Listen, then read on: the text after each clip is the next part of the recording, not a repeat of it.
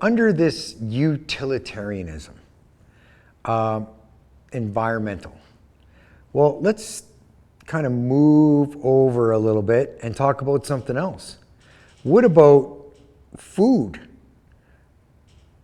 and nutrients for the human body when it comes to utilitarianism?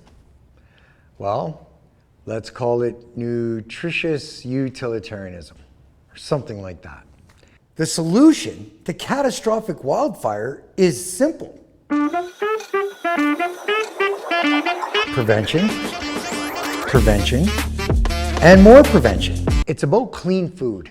And back to this Martha Stewart thing, if you have to be a good utilitarian to be a good gardener.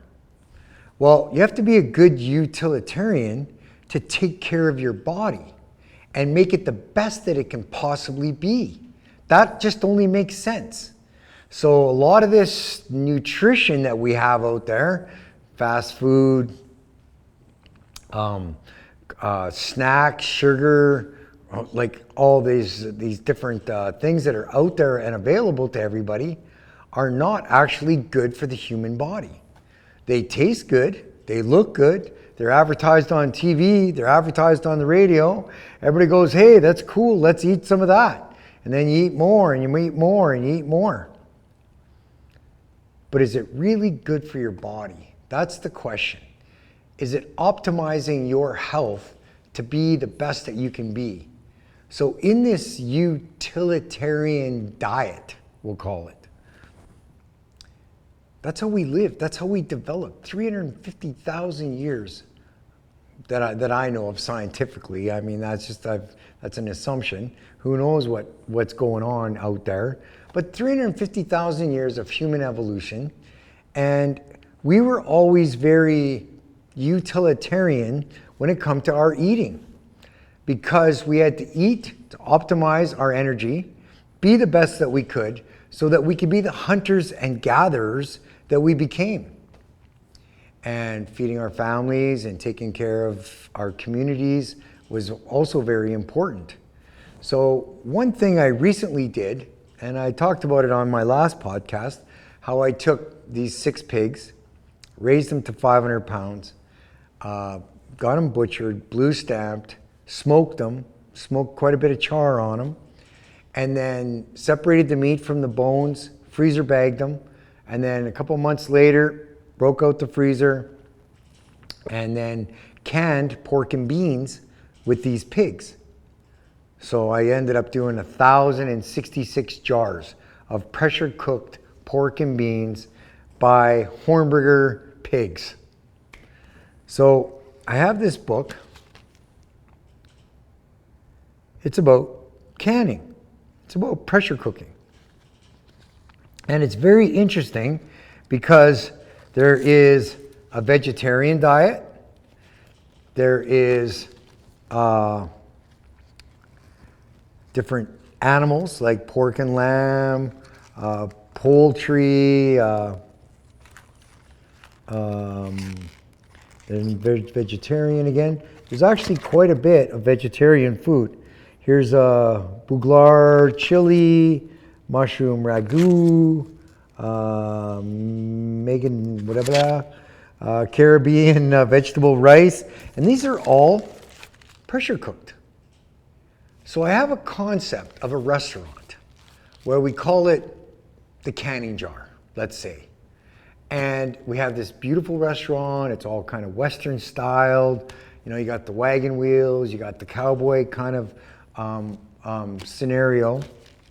We can also do fish. We can do different types of animals. But by pressure cooking these meals into jars, glass jars, that's actually how we would serve these meals. So you got 500 mils, well, 350 or 250s. You got 350s, you got 500, 750s, thousands. Then you got the 1.8, the big ones. Well, wouldn't it be cool to have this clean food or cleanest food? Because you're always trying to attain the most amount of cleanliness in your food as you possibly can. So you're always trying to find sources where you're lowering your chance of running into a GMO, or you're lowering your chances of running into something that has this or that that is anti-nutritious and more for advertising and corporate gain and corporate greed and blah, blah, blah. So we can kind of get these jars made with this clean food and then serve it in these restaurants.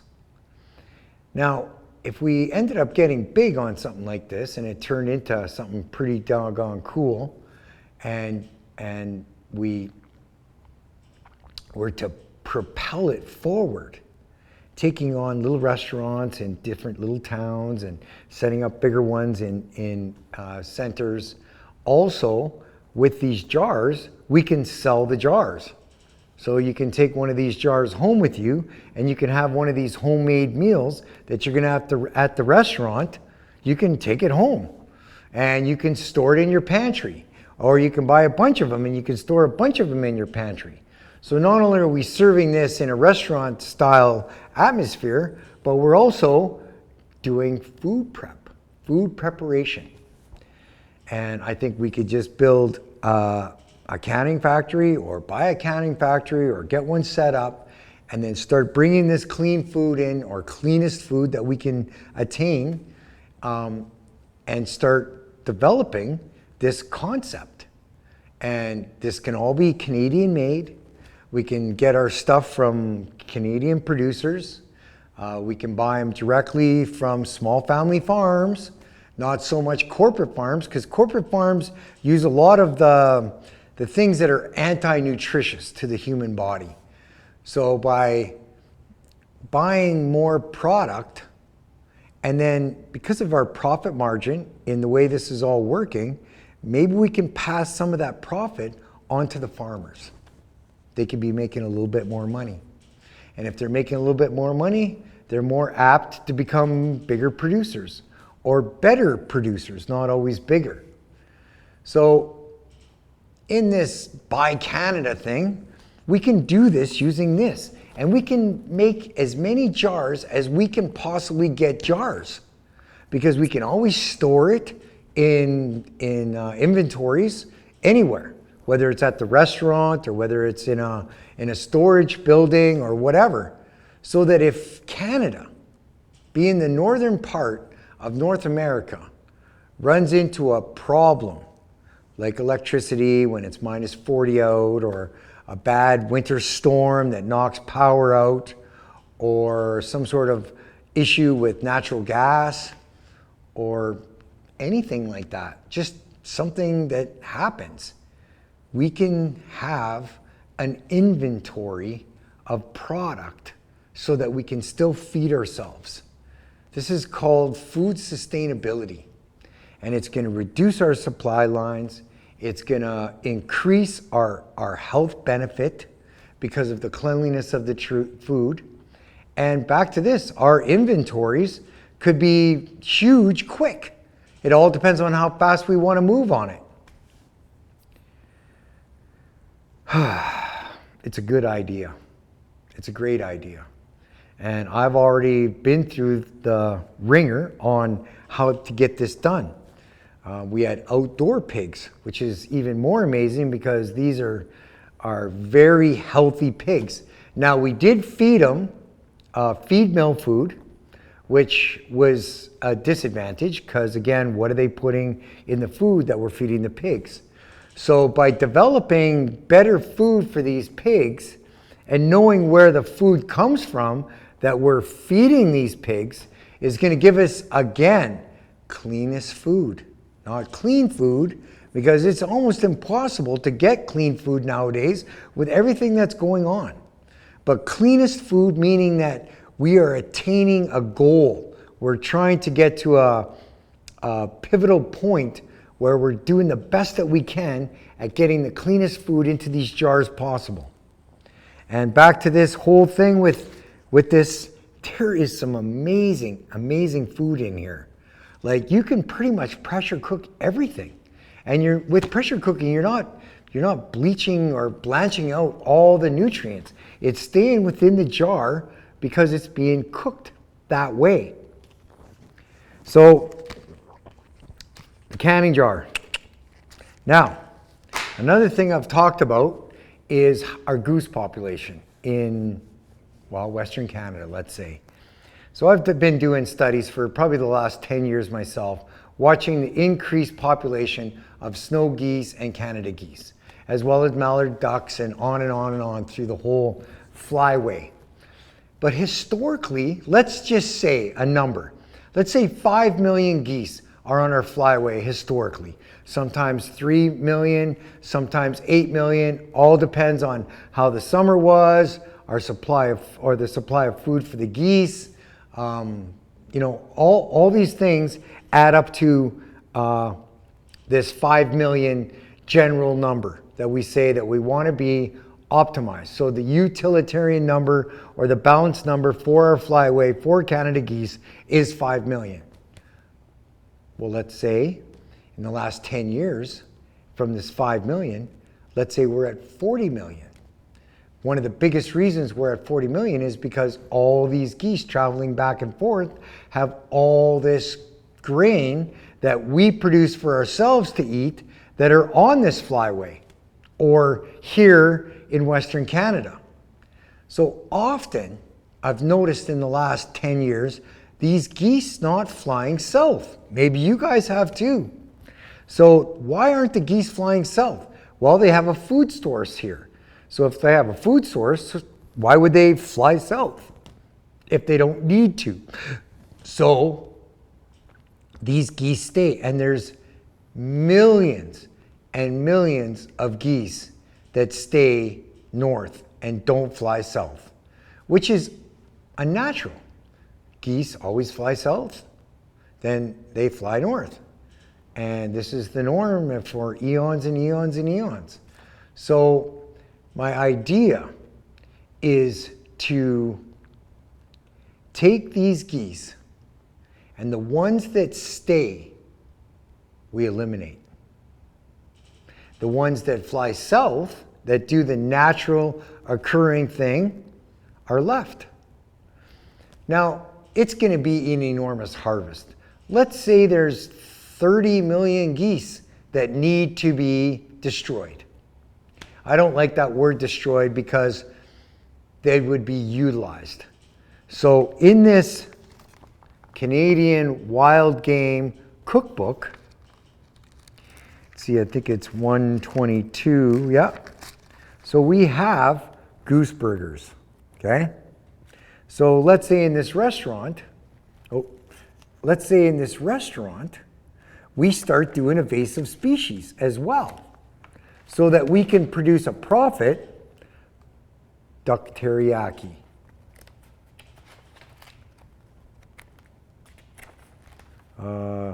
Canada goose stew. We can pressure cook this stuff so that it can sit and store for up to 10 years. Fried goose. Orange goose breasts. Basically, the only good meat in a goose, because they're not that big, I think they're 6 or 7 pounds, is in the breast. So let's say we strip the breast, we pressure cook it into these different meals, and they get served at this canning restaurant. But what ends up happening is we take an invasive species, and it's not only invasive, but it's also very harmful. And one of the things that I'm going to tell you, and I've heard this through my whole life, if you have one goose in your pond at your small family farm, one goose, you cannot drink the water from that pond because it has cryptosporidium. I'm not sure exactly if that's what it is, but I'm pretty sure in what I've heard over the years, cryptosporidium, or beaver fever. Well, if we have millions and millions of geese that stay here and feed off of the fields in the winter and then fly to Keel Lake or Park Lake or fly to the river, they are producing effluent from their pee and poop that's going into our river system. We are polluting They are polluting, but we are letting them pollute all of our rivers and all of our streams. So the elimination of this 30 million geese is only gonna help clean up our rivers, clean up our lakes and our streams, and not have this beautiful Canada goose that's got totally out of control in numbers, and the balance is way, way off now. This is the way that we can bring this back. Also, we take the breast, the rest, the nose, and all the rest goes into like a pet food. Like grind it up into a pet food. Add this, add this, add this, and now you got a great pet food that's got bird in it. Another thing is if we can do this in around November, and we can just come in and just roll in, get it done, we have all that beautiful down. And we can make pillows, we can make blankets, we can make jackets, we can make gloves, we can make all kinds of stuff with the down. So what we're doing is we're utilizing these geese to our financial advantage as well as our health, and eliminate something that's causing harm to our environment. This is environmental utilitarianism. This is doing the right thing, bringing things back to the range that nature historically operated. We're not killing all of them or eliminating all of them like the dodo bird. We're just bringing back the numbers to where they should be for perfect balance, for that species of bird to be the best that it can be. And then when all those geese fly back, and there's only 5 million of them or 6 million or whatever, they fly back and they do the natural occurring thing. They teach their young how to do that, and we don't have a bunch of geese that are pooping on our golf courses and pooping in our rivers and pooping in our lakes and just being pesty. This is a solution to our geese. Now the snow geese, that's even more harmful because their numbers have got craziness. I've seen, there had to have been 600 or 1 million geese in one flock of snow geese. Well, what they do is they fly up to the Arctic, and how they live and how they feed their young is they peck at the soil up there, the muskeg. That's how they live. So when you have all these snow geese all pecking at the muskeg, it strips the muskeg, and the muskeg isn't able to regenerate, therefore leaving muddy patches up in the north that are vast. Who knows how crazy this is? I wish there was a study on it, and if there is, please, let me know, because I believe that the snow geese is way, way out of control in its population as well. So simply put, we eliminate, let's say, 60% and see where we stand. Next year, we can look at it differently, but we can now study this. We can get scientists to figure out where we are so we can get to that perfect number of geese. This is just one small problem, but it's a big problem because everybody's affected by this. With the pollution that we're dealing with these birds, that's not a good thing for health, for anybody. Whether you're on a river, whether you're running off a lake, if you're running off a well, it's okay, but at the end of the day, we have too many geese. So, an invasive species restaurant. So this canning jar, we can can these geese. So instead of like when we bring the harvest in and we take the breast off and then we take the rest and grind it up and then we take the down, we have a place we can store all these jars of Canada and snow geese. So we can wait a year or 2 or 3 to even eat those jars. It can just sit in the waiting, or we can sell it abroad, or we can sell it to ourselves. Certainly we can eat it. And that's part of this Buy Canada. Here we are, we're supplying food to ourselves. We're not waiting for a McDonald's truck to come from Texas or come from Pennsylvania or come from Ontario or come from the coast. We are bringing our food supplies back to our localities, which is part of what we need. So if we do have that big weather event that knocks this or knocks that out, we're prepared.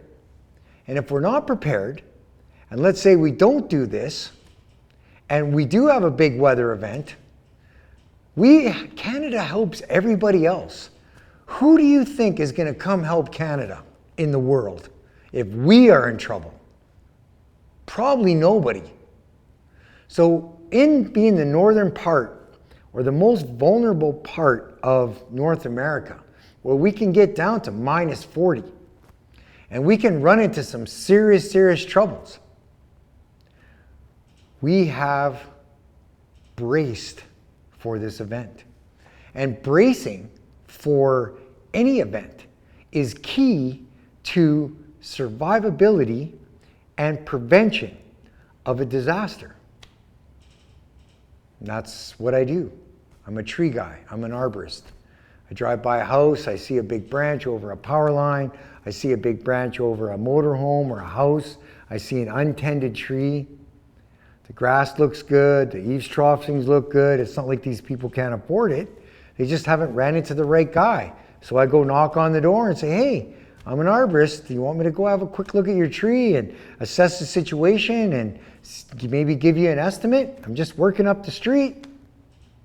And they go, yeah, sure, it's a free estimate.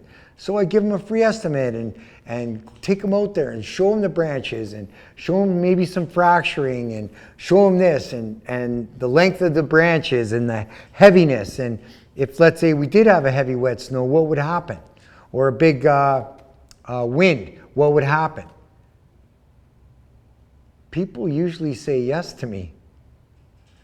I'm a successful arborist that gets a lot of work. And the reason why I get this work is because everything that I say only makes sense. You believe it because you're seeing it for yourself.